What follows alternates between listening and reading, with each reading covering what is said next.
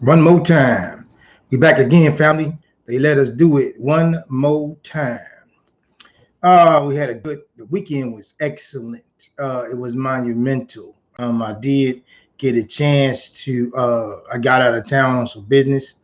We got a lot accomplished. Got a lot of good information. Shout out to Mr. Nelm in Atlanta, the good brother. We had a talk with him. Looked into some things. I just want to go into a little monologue today. It was kind of weird. So this past weekend, I have a younger cousin come in town. Okay, so he came in town, so I was looking forward to seeing him. So we were gonna get to hang out. My daughter, him and myself, we were gonna get together, maybe go get something to eat and whatnot. So I didn't get a chance. Hey, what's going on? I didn't get a chance to catch up with him because I had to leave abruptly. I had to leave suddenly. So when I left, I didn't get a chance to see him. So when I got to Atlanta, I went with a good friend of mine because I needed some consulting. And so we were sitting down talking and we went out to the cigar bar. So we went to the cigar bar, and the first place that I went to in Atlanta, and I don't frequent Atlanta, my friend stayed right near this cigar bar. I ran into my cousin.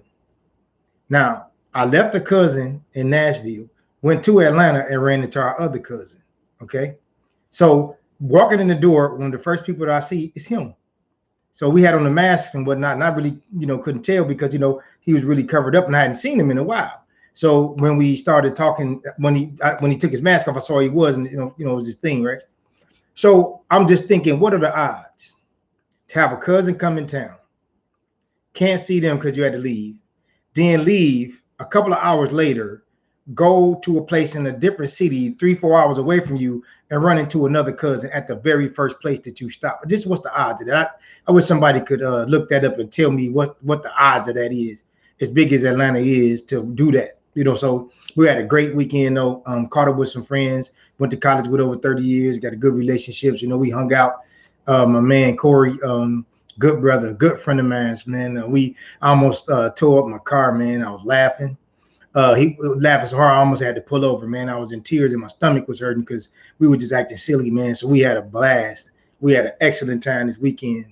But to bring us to the show, we always taking the calls. We never stop. Everything is a social experiment. Everything is a teaching, coachable moment. Everything we can learn from, all of these events, these trials and tribulations, these ins and outs, ups and downs, the highs and the lows. The Tonight Show is called Our Beliefs Are Stronger Than the Truth. Tonight's show is Beliefs Are Stronger Than the Truth. So I'm touching on that because in our relationships, I know we've all seen it. You've seen a man and a woman break up and they didn't have all the facts. Okay. It appeared to be what it looked like, but it was not that. So let's imagine a movie. We've seen a movie where you might have a guy at work, right? And he has a secretary or somebody, a young lady that's really close to him on the job. He's trying to get engaged. So he's getting advice from her, from the lady on the job. He's trying to figure out what's romantic. How do I approach her? I'm really nervous about this. I only want to do this one time. So she's coaching and counseling him, right? So then they going out. So they may be out laughing, having a good time. So the wife may send a friend out, or the fiance may send a friend out because she's suspecting something, or she may go and do it herself, do a little reconnaissance, right? She's just watching the guy, and it looked like he's cheating. This is what it looks like, but he's really getting coached and counseled so that he can see how he can get this woman, how he can seal the deal, be romantic, do the best that he can, and present this in his presentation. Okay, so the wife or the friend is following this individual. I know you've seen a movie or something like this, or read a book where they followed him. And then so the person got enough information, so they thought, and they didn't watch this these two people, the fiance man, the man, and this woman who was coaching and counseling, going to the jewelry store. So they went into the jewelry store. So she's helping him pick out the best ring, something that she thinks that the wife may like, or excuse me, the fiance may like, because of course he probably knows her. She may have been to some of the family gatherings, been to the house a couple of times, so she kind of probably has an idea of her style, or what she may like.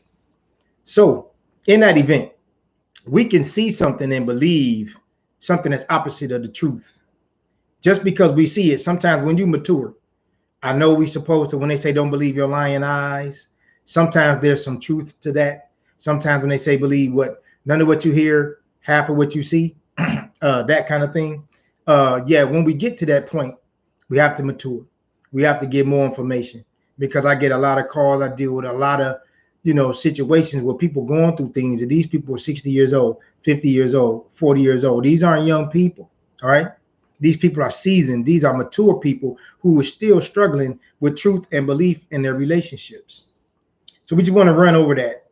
The definition of belief, it can be the acceptance of something being true.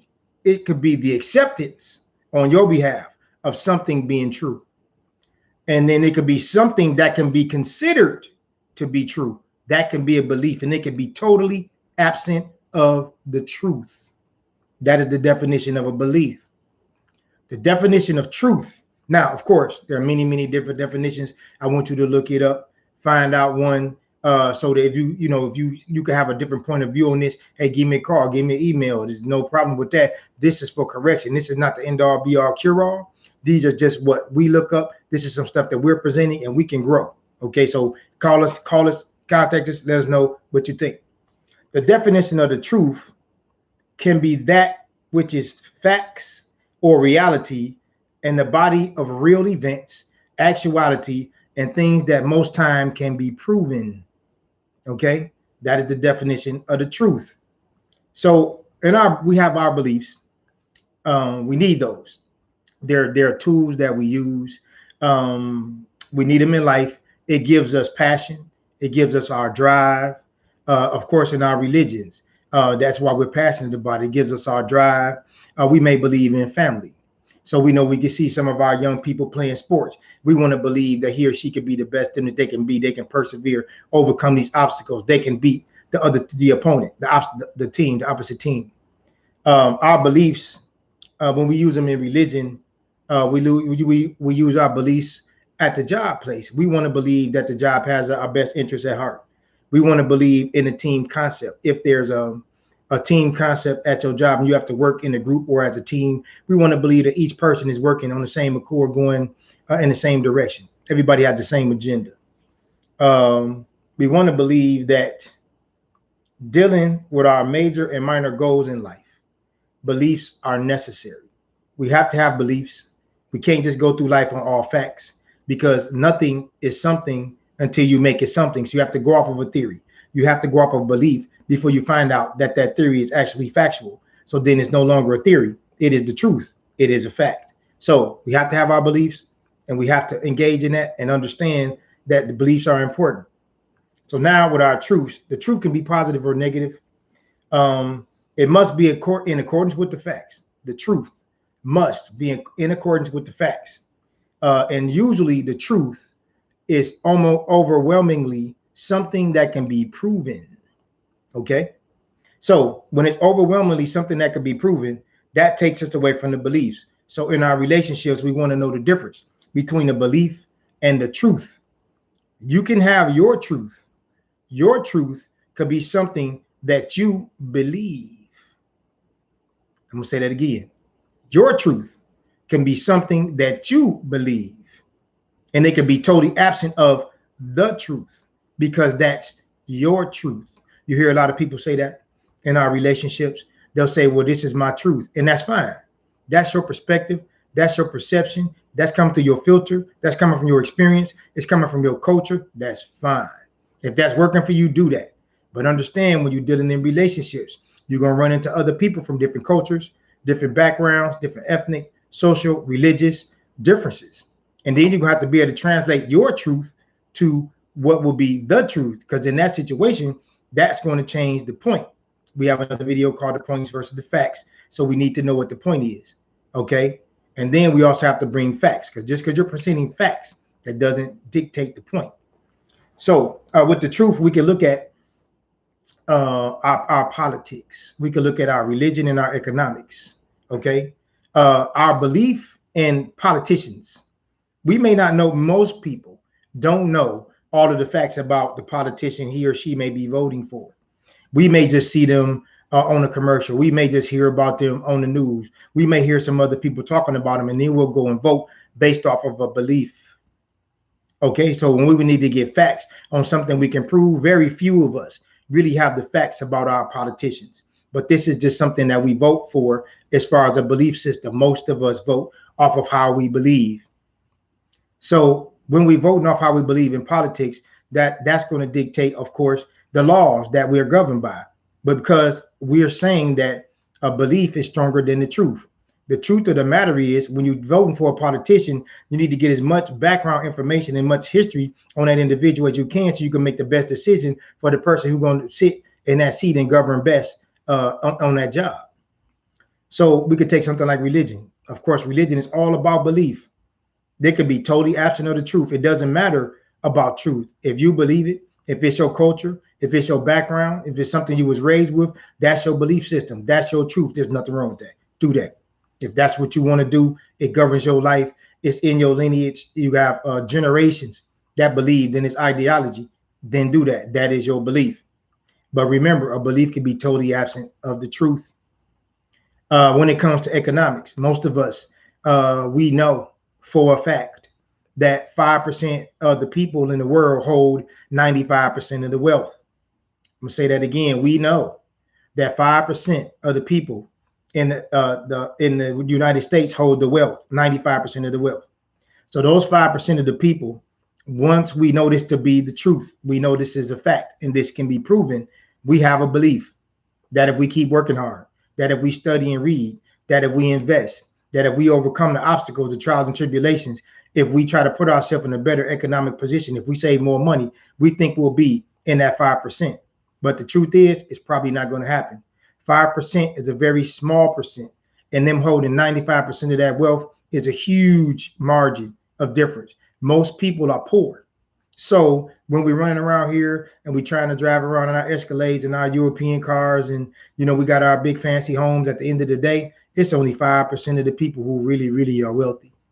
So this is just the truth, but you can believe whatever you would like. Let's look at how can we have a conversation about where we are headed if we can't even agree with where we are currently. No matter what we believe, that doesn't change the truth. Your belief does not change the truth. The truth could be negative or positive.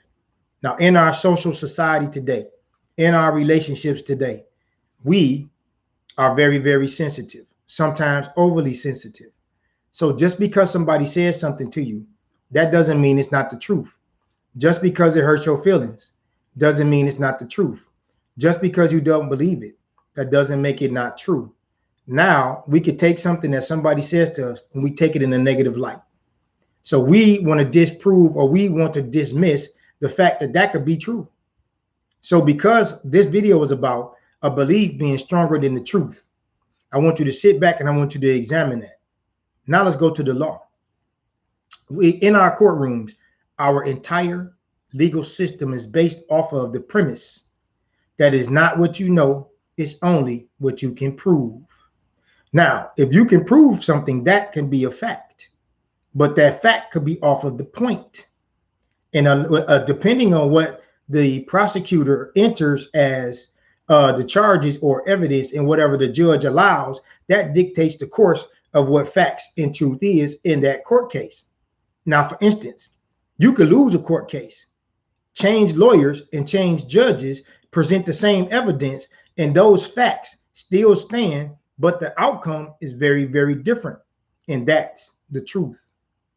So we need to look at belief and truth. We need to look at it in our relationships. We need to see how this works. We need to understand that we living in a system, we living in a time where beliefs are stronger than the truth.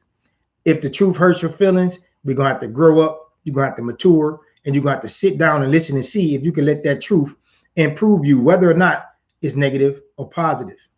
So again, this video, the name of it was Beliefs Are Stronger Than the Truth.